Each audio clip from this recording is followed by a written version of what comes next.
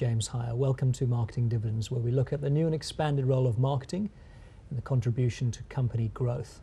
I'm joined this week by Matt Tapper, National Marketing Director at Lion. Great to be here, James. Good to see you. Matt, what is marketing's contribution to growth at Lion? So I like to think we make a significant contribution to the growth at Lion. Probably three things that come to mind. Firstly, we've got a real responsibility to make sure that our brands are lined up with the needs of the marketplace. So you know that's a classic, I suppose, marketing responsibility. We've got to make sure brands are lined up with the needs to be successful in getting growth. I think secondly, coming out of that, we in the function allocate at times vast amounts of resources, and with that comes great responsibility. So we've got to be good at making tough choices.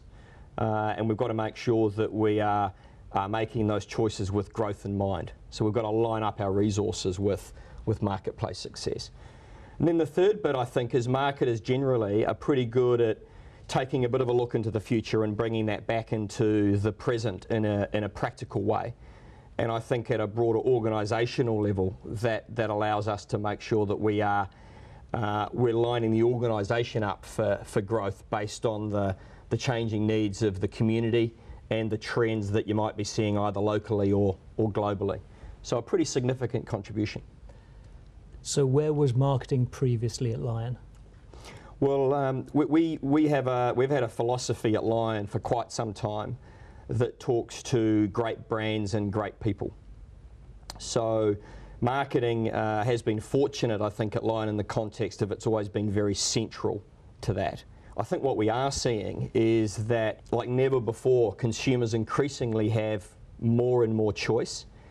And so therefore, the role of marketing, I think, is becoming even more apparent in terms of the needs to deliver great brands and make sure that the organisation's really well positioned for growth. So great brands delivered in an authentic way in an increasingly transparent world is becoming increasingly important. So marketing's well positioned, or uniquely positioned, I'd suggest, to do that. Changing consumers is affecting every category. Where do you see marketing in the future? We're seeing quite a lot of change. I've had the benefit of being in my role, for example, now for about 4.5, 5 years. And it's quite amazing how things continue to evolve. I think there's no doubt that it's becoming increasingly critical to make sure that your key stakeholders at work are very much on the same page and lined up with that of the marketplace. So, for example, I think there's a lot of integration, a lot more collaboration that's required with our sales and our IT colleagues. Just two examples internally. But it's really important that we're aligned to then meet the needs of our marketplace stakeholders, whether they be consumers, our big retail customers, and our key suppliers. So collaboration and integration, and in an increasingly complicated world, making sure that we're keeping things sort of simple, and we're making sure that we're all working towards the same priorities and making sure that we're on the same page is a big focus for us at the moment. It feels like a change of expectation from the company as to what marketing can deliver. Can you give us an example, say, in the last 12 months as to what the company has thrown to marketing and expected them to deliver back? One of the big conversations we've been having in recent times is, I think, the journey that we've been on as an organisation in becoming Australia's largest brewer. And I think with that, the expectation that we need to do more to make our category more relevant. We've been successful in growing share. I think our big challenge, the exciting challenge, is getting genuine growth out of the category. We have an initiative at Lion that we refer to as building a more vibrant beer culture. And ultimately that's the business asking us and all the functions at Lion to work, collectively with our key customers and our suppliers to get the beer category into growth. And we know there's massive cultural tradition in beer as a segment in this country, and we've got to do a better job at, I think, sort of pushing that or bringing it into the future. And that's, it's going to be a big challenge for us, but it's about It's about getting better at celebrating, for example, different beer styles. It's about educating consumers and marketing more the opportunities and matching, for example, beer with food. It's about standing up for the great natural ingredients and the processes and the craftsmanship of our brewers. And I think it's about getting on the front foot and talking about how beer is a great alcoholic beverage of moderation. It's a great beverage choice for Australian adults, and really working collectively to get what is I suppose a great category, back on the front foot. That's something that our organisations challenge marketing to be a significant part of. You said it's something, it feels like a whole lot of things. Oh, quite a lot of things. You talk about the expanded remit of marketing, but you've talked about everything from expanding cultural relevance through to growing the category. Now, does that mean marketing needs a rebrand? Yeah, it's an interesting question. I think that there is always things as marketers that we could do better. I'd agree that I think there are some of those stereotypes that still linger in terms of the reputation that marketing or marketers have. A couple of things I know personally in terms of my journey as a marketer and a leader. Probably still use jargon too much. So what is a better language around marketing? Continue to strive to find that balance in the organisation between the needs of the short term and the needs of the medium and the long term. If you look at marketing today, it has changed significantly. I think we should be incredibly proud of that. The analogy might be the good old iceberg. What's under the surface isn't always quite so apparent. One of the things I hear a lot about marketing is around this, commercial acumen, ROI, etc. The level of commercial acumen in marketing these days is significant. It's massive, and it's absolutely central to anything that you recommend. Significant focus and measurement around how we can influence and change not just attitudes but behaviours. That is very measurable, and any great or good marketing recommendation these days should be supported by significant amounts of commercial acumen. And I think that's great for marketing because it's delivering high levels of accountability, it's delivering high levels of measurability, and I think it's giving the organisation more confidence in backing certain initiatives and in some respects also helping organisations, I think, at times to take more moderate risks. So I think it's exciting times for marketing, but we as leaders, we all need to keep working on building, I think, the reputation of the profession. Jargons and buzzwords are prevalent in marketing. I'd like to talk about company or brand purpose, and I'm less interested in where it's going and more interested in how we link that to growth. I think one of the great things about Lion is that we've been on this purpose journey, if you want to call it that, for some time.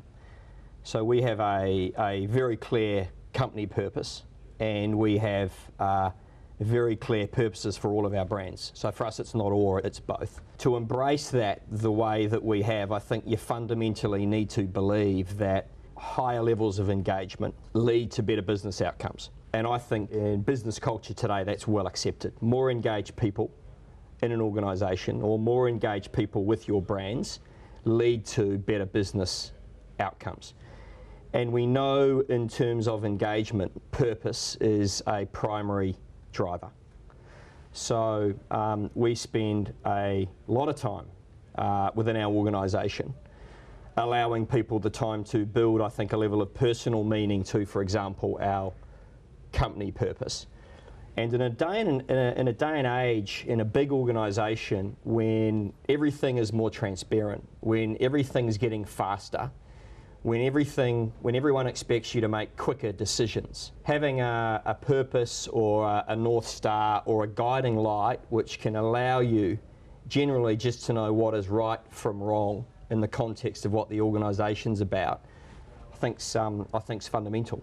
I think it absolutely works at an organisational level, and it absolutely works at a brand level.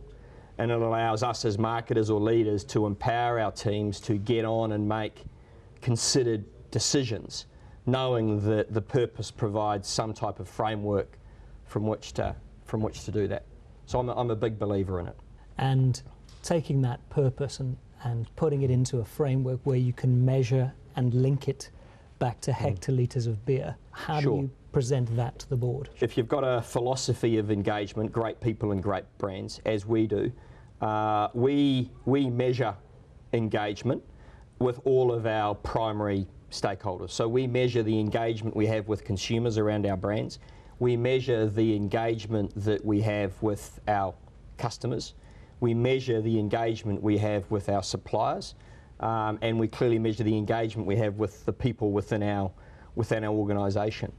And we know that where there are greater or higher levels of engagement, we get better business. We get better business outcomes. It's a way of life at Lion. We're a big believer that things that get measured get done. And having engagement as, I suppose, a common tool within the organisation allows us to have numerous conversations with different stakeholders around how we're performing. From a marketing perspective, the way we measure engagement is pretty scientific these days, very quantitative. We do it on a 4-weekly basis where we get out there and we speak to Australian adults around their attitudes and behaviours around the beer category and also around our beer brands. And we link that to performance, and we link that to recommendations in terms of setting targets, and we hold ourselves accountable for that. A lot of your colleagues are using the term sales certainty, going to the board and within very narrow confines able to tell them what the return's going to be for any piece of activity. Is that something that you're familiar with at Lion, and are there certain tools that you're bringing to bear in this area? Yes, I think it probably builds on that previous question, James. I suppose I have probably have a bit of an issue with the word certainty, because certainty for me suggests things are guaranteed, possibly suggests that you don't make mistakes, possibly suggests that you can influence things externally that you can't necessarily. So I'm not sure about bringing absolute certainty. I think what we can bring is accountability. We can bring measurement, we can bring confidence, versus absolutely 5 to 10 years ago, the ability to predict the outcome of acting or investing in this way and then being held accountable for those outcomes is far more transparent than it ever used to be. Does that all add up to certainty? I'd suggest that until you can influence absolutely everything and you never make any mistakes, certainty is possibly a step too far or a word too strong. But confidence, accountability, measurability, absolutely. And that feels like the change of language that you were talking about earlier to the board. I think so. And that is giving you the confidence to walk in there and put maths on the table and not ads. Is that what the board is expecting back from marketing now? Has there been a seismic shift to the other way? It's less about sharing content and getting pieces of advertising, in my world anyway, or in our world at Lion, approved at that level amongst our senior teams. It's more about the strategic frameworks we use. It's more about the growth platforms, for example, that we're investing in. The vibrant beer culture components that I've talked about, the big buckets of investment in certain parts of our business with certain brands, and the outcomes that we expect to achieve from making those decisions and introducing those initiatives. A television campaign just might be a part of that, but I think the days of marketers just sort of moving from advertising campaign to advertising campaign, I think we've moved on from that. It's really about being accountable for how you're allocating the big buckets of resource strategically with growth in mind. And you shouldn't be setting a goal, or you shouldn't be recommending an initiative if you can't track progress, if you can't measure your success, if you can't celebrate it, if you can't be held accountable for it. So I think that's probably where there's been, over time, a gradual but now very significant change. What you recommend has to be supported by great insight, hard facts, and it's got to be measurable.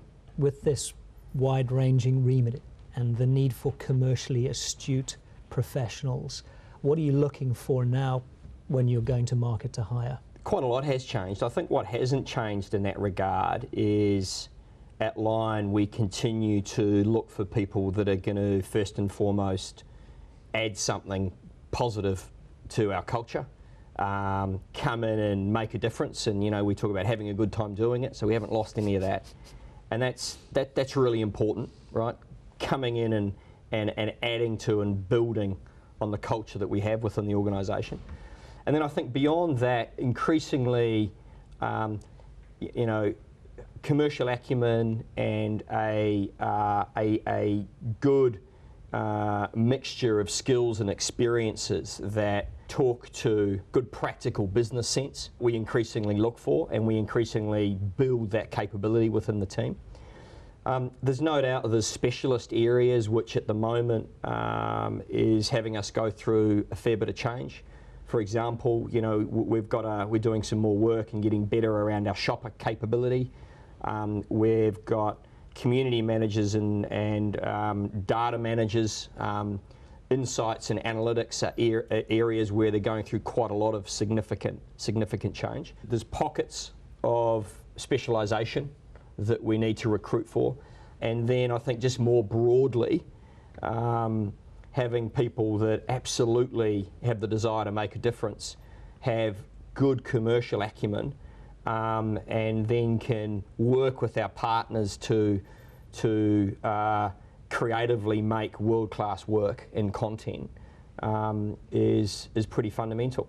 One of the conversations I think I've enjoyed over the years is marketing's reputation from a creativity perspective. One of the things that's possibly not as well understood as it could be, or maybe we should do better to promote, is the fact that great creativity, great world-class content comes from world-class insight, and the layers of discipline, thought and action attached to that insight is actually the platform for the creativity.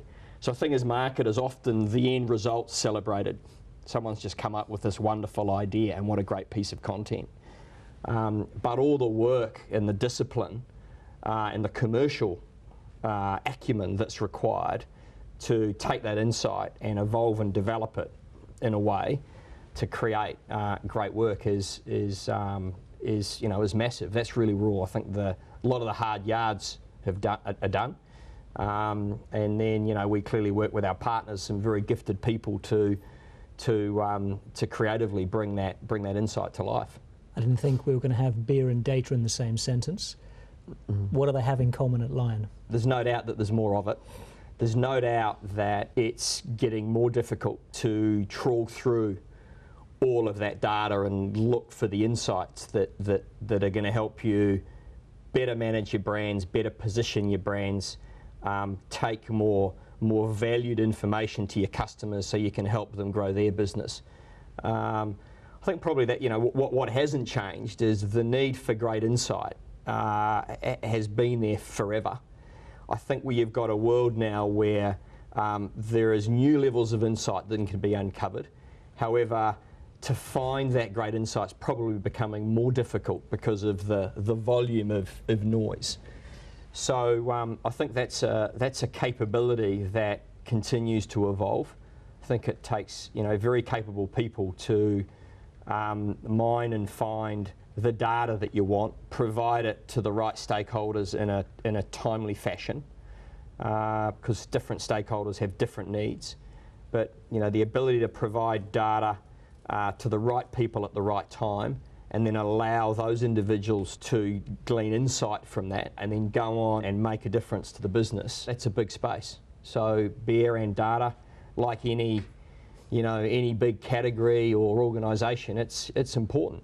A declining category seems like everyone's problem across a business. That's what's been thrown marketing's way, and you've given back a new currency, vibrancy. How do you sell that into the board? It's been an interesting journey because I think, creating, I suppose, a category plan or a category strategy is a reasonably sort of stock standard approach and a very valid approach.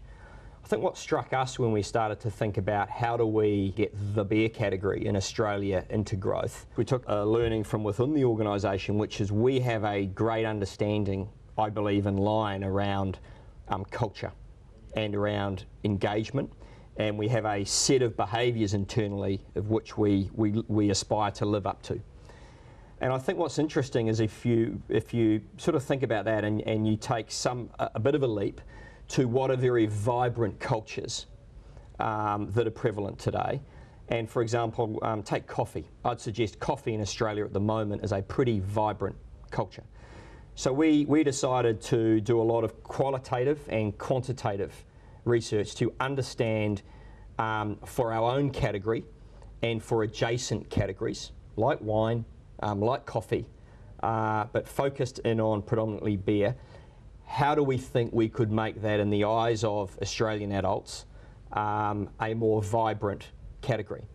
And in doing that, we've developed a number of growth platforms. But probably most importantly, I think, is I'm a big believer if you're going to change culture, you've got to start at home.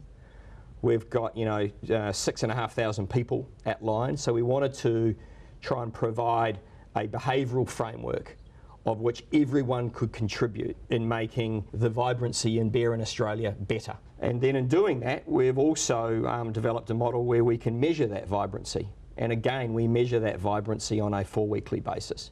And we then know, whether internally or externally, when we put initiatives into the marketplace, the types of impact that has on attitudes and behaviour. We call it the vibrancy score. So it's like an index.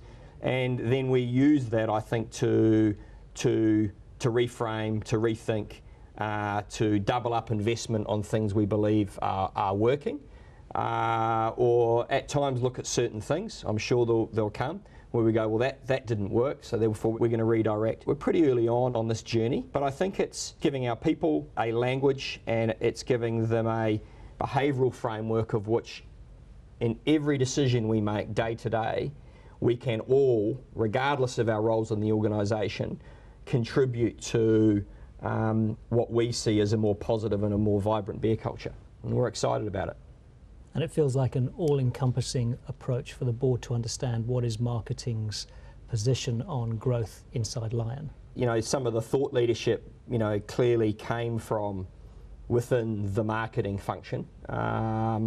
And the strategy. However, it's really become an organisational mindset that we're looking for. So our brewers, the great guys and girls that we have out in the market in terms of our sales executives, it's an all-encompassing model that we hope decision by decision or influence point by influence point adds up to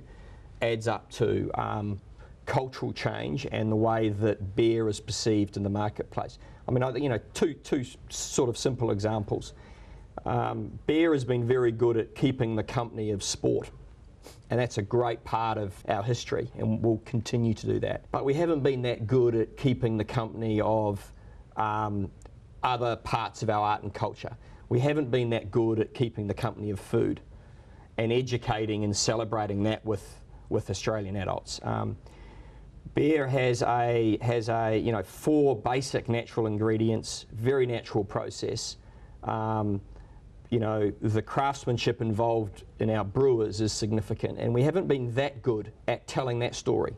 Wine as a category is an example of an industry that's been very good at telling that story. So we've got to be very good at what we say, telling the story of the land to hand. So it's some big philosophical, pretty big philosophical views that we've got, dumbed down into some pretty key practical initiatives that you'll see the business, roll out in the coming years, and we're excited by that. I can see a clear line of sight from marketing to business growth. Do you think that company boards that don't have marketing representation are diminished in their ability to grow? Like any senior group of executives or any senior team, I think it's important that diversity of skills and experiences are present. in our organisation, in FMCG, more broadly, clearly the consumer and the customer are primary stakeholders. So you would expect those skills and those experiences to be present amongst those senior teams. And we absolutely have that at Lion. It's important that those experiences are there around the table. Whether there necessarily has to be an individual in a role with that hat on, I'm not sure.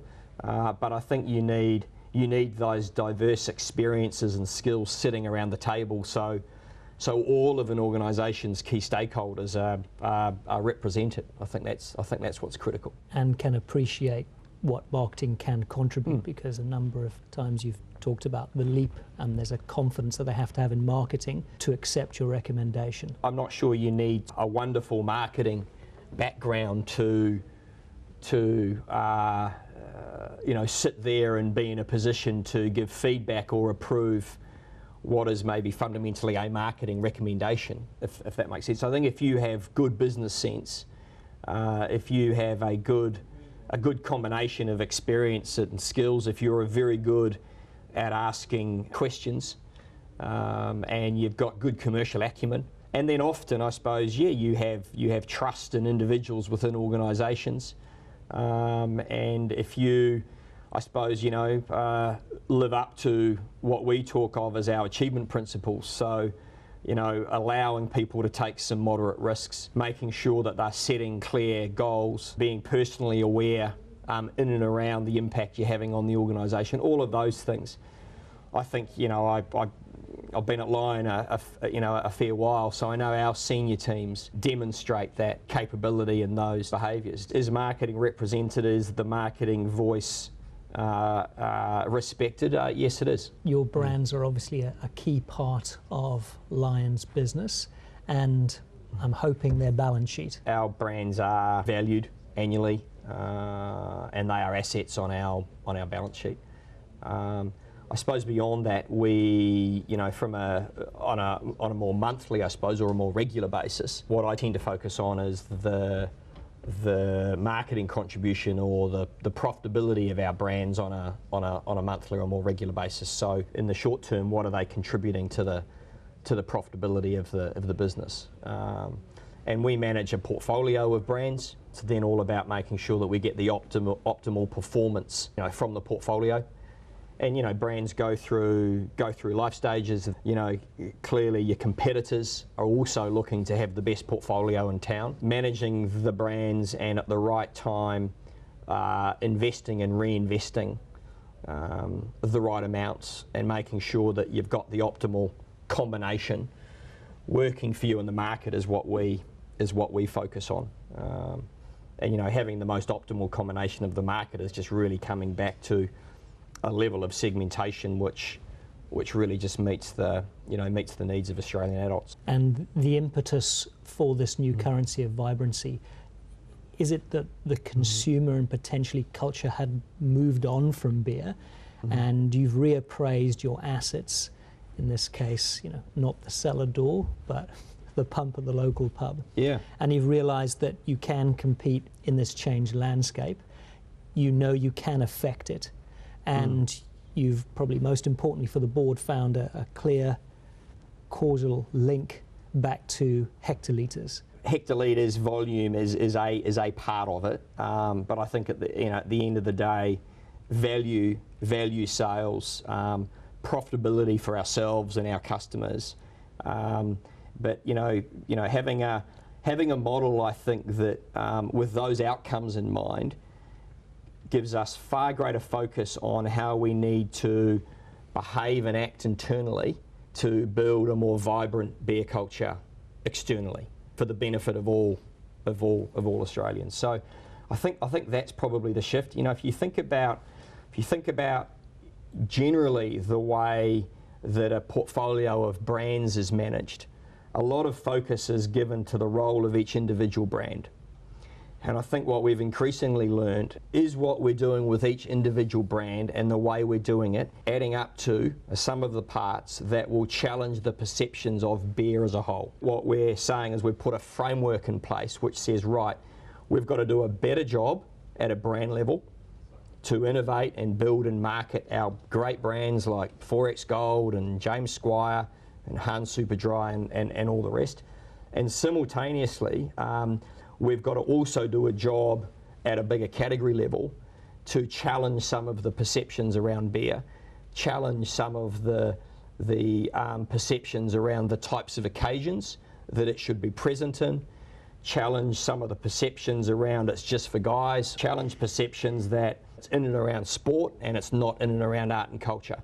So we've got a big job to do to I think shift the category, and in some respects, you know, reposition it. Absolutely take what's great about it, because there's so much that's great about it. You know, it's by far the biggest or most popular alcoholic beverage category in Australia, but just set it up a bit better for the future needs, for what is, you know, a more diverse, a more progressive Australia. So that's how we're viewing it. Thank you, Matt. Thanks, James. And thank you for joining us on Marketing Dividends this week.